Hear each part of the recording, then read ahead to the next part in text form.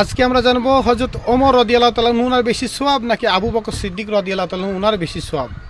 বিশুদ্ধ হাদিস শরীফ আম্মা জান আয়েশা সিদ্দিকা আলাইহিস সালাম উম্মুল মুমিনিন তিনি বর্ণনা করেন যে একদিন জ্যোৎস্না রাতে হুজুর পাক সাল্লাল্লাহু আলাইহি সাল্লাম তিনি উনার মাথা আম্মা জান আয়েশা সিদ্দিকা আলাইহিস সালাম উনার কোল মোবারকে দিয়ে শুয়ে রয়েছে। জ্যোৎস্না রাত, আকাশে অনেক তারা।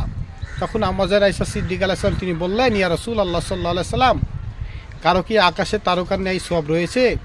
তখন নবীজি বললেন, হ্যাঁ, হযরত ওমর রাদিয়াল্লাহু তাআলা আনহু উনারই তো আকাশে তারকার নেই সওয়াব, বরং তার চাইতেও বেশি। তখন আম্মা জান আয়েশা সিদ্দিকা আলাইহিস সালাম বললেন, তাহলে আমার পিতাজান আবু বকর সিদ্দিক রাদিয়াল্লাহু তাআলা আনহু উনার ফজিলত কত?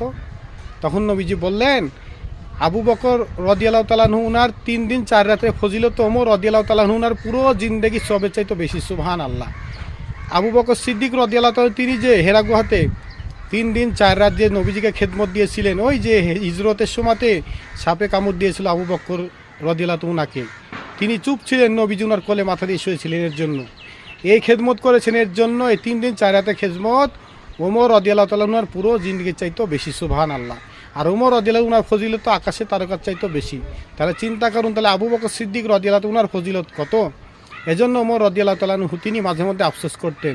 তিনি বলতেন, আমার যদি সেই পুরো জিন্দগি না হয়ে আবু বকর সিদ্দিক রাদিয়াল্লাহু উনার জায়গায় যদি আমি থাকতাম হিজরতের সময় হেরা গুহাতে 3 দিন 4 রাত, তাহলে কতই না উত্তম হতো। সুবহানাল্লাহ। দেখুন, ওনারা একে একে আফসোস করতেন, নবীজির কত কাছে যাওয়া যায়, মহব্বত পাওয়া যায়।